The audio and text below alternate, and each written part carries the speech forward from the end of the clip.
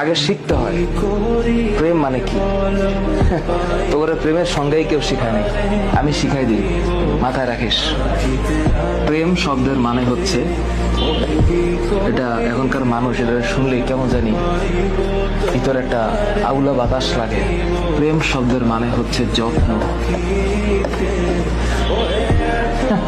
কেউ তোদের বলেছে? আজকে আমি বলে দিলাম, যার যত প্রেম তার যত্ন তত বেশি।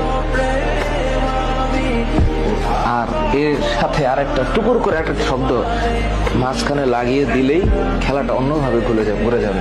এই যত্নের নিঃশেষে আরেকটা শব্দ আছে দায়িত্ব, আর যত্নের ডান পাশে আরেকটা শব্দ আছে শ্রদ্ধা।